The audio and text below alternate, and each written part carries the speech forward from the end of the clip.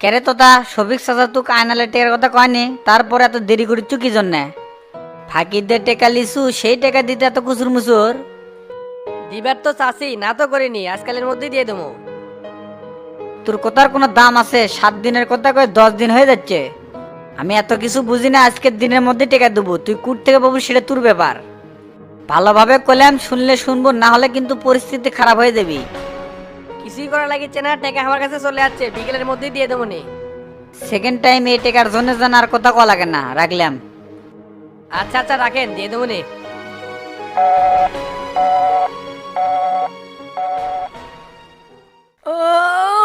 কখন থেকে বসে আছি, ভাইয়ের আসার কোনো নামগন্ধই নাই। কোর্ট কাছারি কাম হলো দুনিয়ার ভক্কর চক্কর, একটা সিগনেচার নিতে লাগে 2 ঘন্টা। আল্লাহ জান কাউকে কোর্টের বারান্দাত না নিয়ে আসে, সেই সকাল থেকে বসে আছি, এখন পর্যন্ত আসার কোনো নামগন্ধ নাই। এটি বসে থেকে আর ভাল লাগছে না, তার চেয়ে বাড়ি বিলে যাই, আসলে বার ফোন দিবি নি। কি রে মন এত বাড়ির যাবার চাই কে? কি বিষয়? নাকি ভাবির জন্যে? যার জন্য হয় হোক গে, মন চাচ্ছে বাড়ির যাবার, বাড়ির যাবো।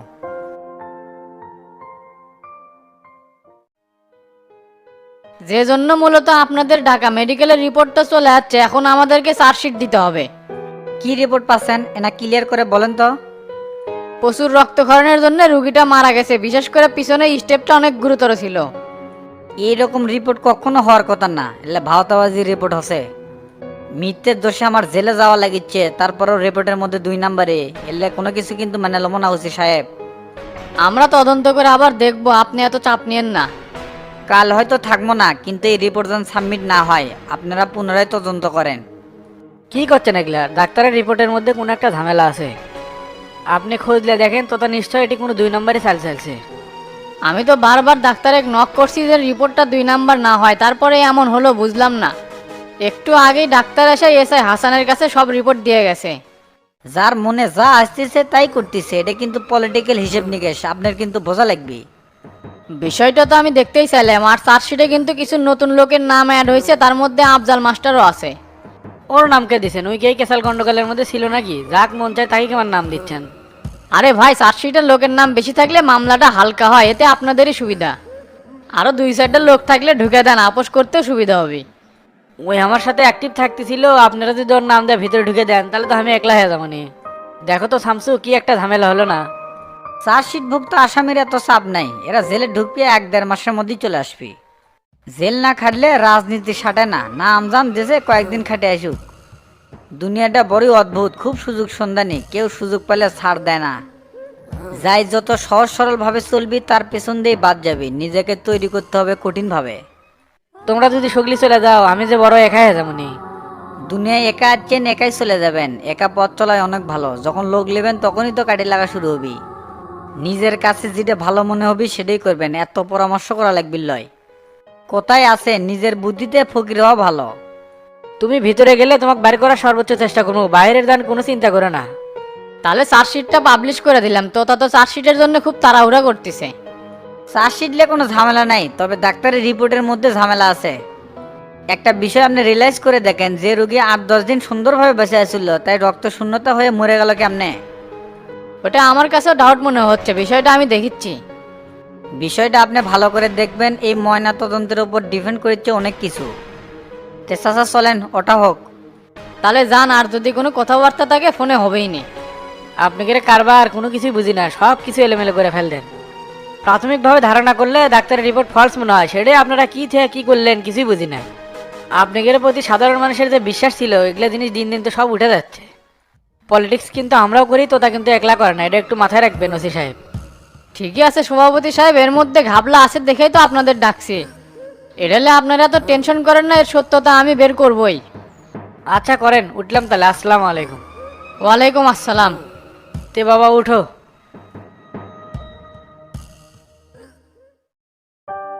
আপনি না কোর্টে গেলেন, খাড়ায় চলে আসলেন, তা আপনার ভাই কুটি? ভাইয়ের আসতে দেরি হবি, কোর্ট কাছারি কাম বুঝেনি তো, দুনিয়ার লক্কর চক্কর। আমাক কলেও তুই বাড়ি যা, দুপুরে ভাত খা, আমার কাজটা শেষ হয়ে গেলে তোকে ফোন দিলে তুই আসিস। আপনারা বলে ভাতই খান নাতে আস্তে আস্তে আবার বাড়িমুখী হচ্ছেন। তার সকালে যে খিচুড়ি খেলেন, কিংকা লাগছিল, স্বাদ হছিল?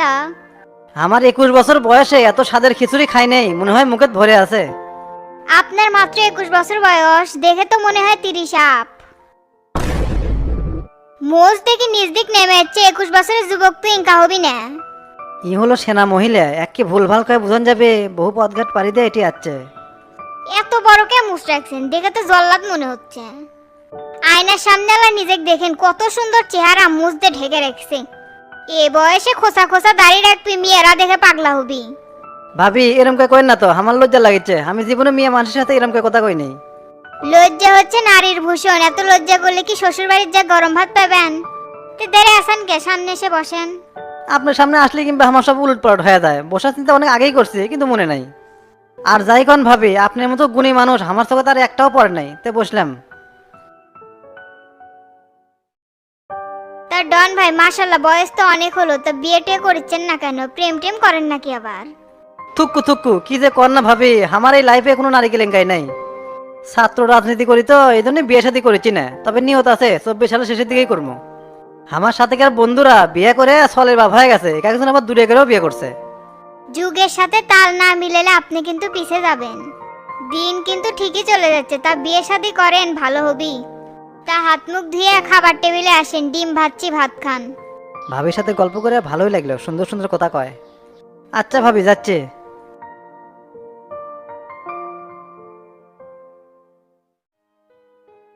কি ব্যাপার আয়নাল, বিকেলবেলা দোকান বন্ধ করে কুটি যাও? যাচ্ছে তো তার কাছে, টেকা দিবি। ওরে আল্লাহ, কয় কি মাথা মতো কি ঠিক আছে? এই সময় তুমি তো তা কুটি পাবে? ওরা কি মানুষের টেকা দেওয়া শিখছে? ওরা খালি টেকা লিবি। আরে ভাই ফোন দিছিল, করছে আমি গুদাম ঘরে আছি, তাড়াতাড়ি চলে আয়। জামু টেকা নুমু চলে আসমু, তুমি আমার দোকানে 10টা মিনিট বসো নাকি? ওটি গেলে 10 মিনিট কে, 10 ঘন্টা তো তুমি আর আসতে পারবা না। অগরে যে বাহানা, তোতার থেকে আমিও টেকা পাই। তোতা যে কত বড় ছেসরা সেটা আমার থেকে তুমি ভালো জানো না। লেওয়ার সময় ভাই ভাই করে টেকা লিবি, আর যখন দেওয়ার সময় হবে তখন ওকে আর খুঁজে পাওয়া যাবি না। সহজ বিষয় কঠিন করে দেখাই হলো সুদারু মানুষের স্বভাব। যেই তোতা আমার ফোন ধরে না, তাই উপদেই ফোন দিছে, অবশ্যই এর মধ্যে কোনো কেরামতি হচ্ছে। বিষয়টা শামসু ভাই নলেজে দিয়েছিলাম, তাই মনে হয় কামটা হচ্ছে। তুমি 10টা মিনিট থাকো, আমি আসিচ্ছি। কয়েকদিন আগে শামসু তো তাক জোর করে বিয়ে দিল, তো তার ওর কথা শুনবি? যায় না টাকা দিল নি, এই শামসু অভিযোগ দেওয়ার জন্য আর টাকা দিবি না। আরে ভাই দেখ না দেখ, তুমি এলা 10টা মিনিট থাকো, আমি আসিচ্ছি। এই শলদুবরি গ্রামে এমন কোনো মায়ের বেটা জন্ম হয় না এই আড়াল টাকা মেরে খাবে। কিছু ঠিক আর না থাক, তোমার চাপাটাও ঠিক আছে। এই চাপার জন্য তো তুমি জেল খেটে আসলে। পায়ের তলে মাটি ঠিক নাই, খালি বড় বড় লেকচার আছে। এলে ফর্ম ফাটানি বেসাল বাদ দিও, নিজের গায়েত নাই শক্তি, মানুষের শক্তিতে কয়দিন চলবে? তোমার সাথে আমি তর্কে দেওয়ার চাচ্ছি না, তুমি দোকানে বসবে কি বসবে না সেই কথা কও। এত করে যখন করছো তাহলে বসিচ্ছি না, তাড়াতাড়ি আসো। ঠিক আছে, তাড়াতাড়ি আসমুনি।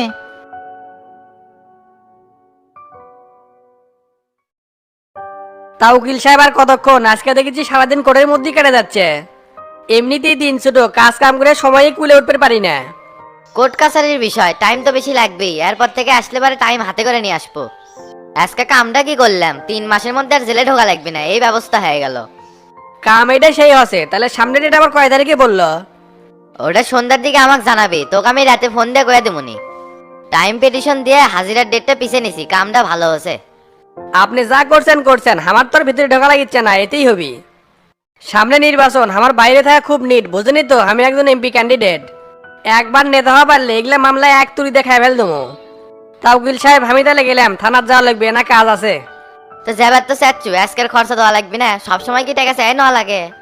রাতে যখন ফোন দেন তখন টাকা পাঠিয়ে দেবো নি, এখন হাতে টাকা নাই। আর টাকার টেনশন আপনার করা লাগবে না, যে কাম করে দিচ্ছেন টাকা আপনাকে ডবল দেবো। আচ্ছা আচ্ছা, মনে করে দিস, তাহলে একটু বেশি করে দিস।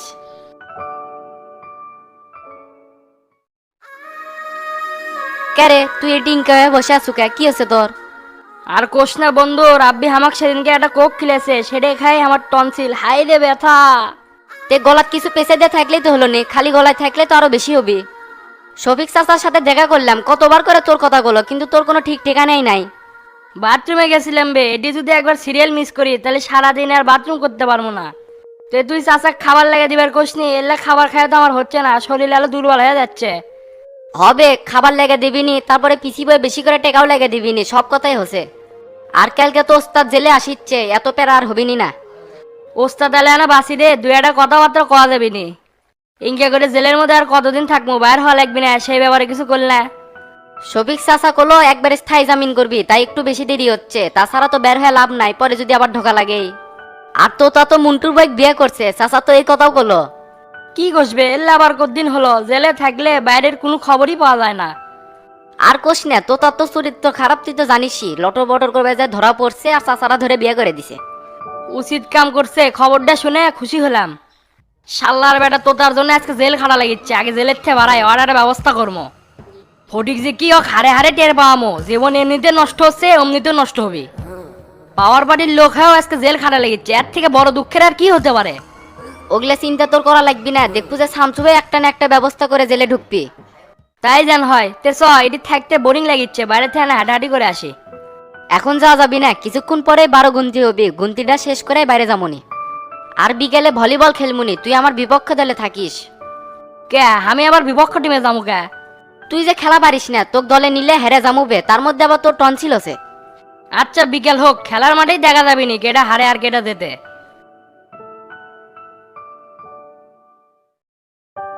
কি ব্যাপার তোতা ভাই, শুনলাম নতুন নতুন নাকি আবার বিয়ে করলেন, দিনকাল তো আপনাকে ভালো বাড়ে। এই খবর আপনাদের কাছেও চলে যাচ্ছে হাসান ভাই। আরে মিয়া, পুলিশের চোখ আর কান হচ্ছে স্যাটেলাইটের মতো, দুনিয়ার সব খবর আমাদের কাছে চলে আসে। তো এটা দিয়ে কয়টা বউ হলো, 4টা নাকি 5টা?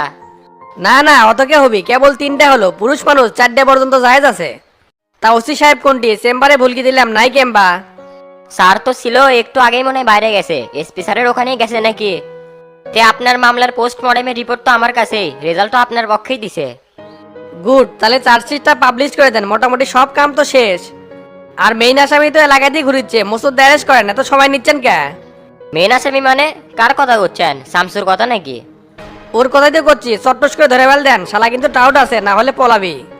না না, ওইভাবে ধরা যাবে না, ওনার আজকের দিন পর্যন্ত জামিন আছে, আর ওই বিষয়টা ওসি স্যার দেখবে। উনি নিজের থেকেই স্যালেন্ডার করবেন, আপনার এই বিষয়টা নিয়ে অত ব্যস্ত হওয়া লাগবে না। রাখেন আপনি সিলিন্ডার, ওক যদি এলাকার মধ্যে থেকে হ্যান্ডকাপ দিয়ে ধরে আনতে পারেন তাহলে আপনার পকেট আমি গরম করে দেবো। না না ভাই, এই কাজ করা যাবে না, টাকা পয়সা দিলেই সবকিছু হয় না, এটা আপনার মাথাতে রাখা লাগবে। এটা না পারলে আফজাল মাস্টার ধরেন, ওই তো এলাকার মধ্যে সিনা টান করে ঘুরে বেড়াচ্ছে। আরে মিয়া, চার্জশিট রেডি করছি, আজকালের মধ্যেই পাবলিশ করবো, পাবলিশ করলে যার মনে চাই যে হাজিরা দিবিনি। এর মধ্যে আর কাউকে গ্রেপ্তার করা যাবে না, আপনি কিছু টাকা পয়সা দিয়ে বাড়ি বিলে চলে যান। ধরে পারবেন না কাকু, খালি টাকা টাকা করছেন। আচ্ছা আচ্ছা দিচ্ছি। সবকিছু তো আপনার মন মতোই হলো, তো টাকা দিতে এত কুসুর মুসুর করেন কে? দিচ্ছি রে ভাই, না তো আর করিনি।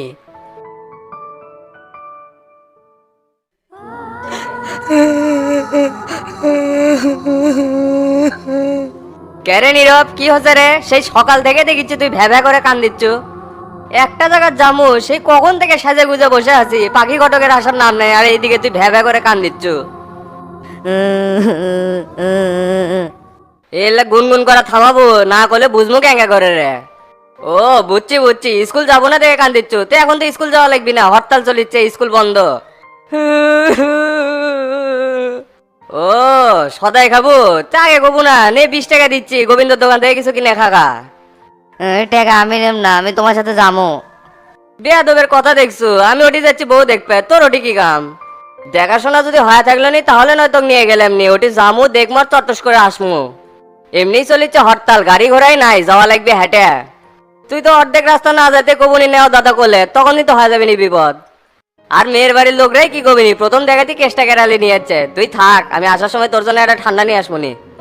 না না না, আমি অত কিছু বুঝি না, আমি নতুন গেঞ্জি পরে বসে আছি, আমি যাবোই।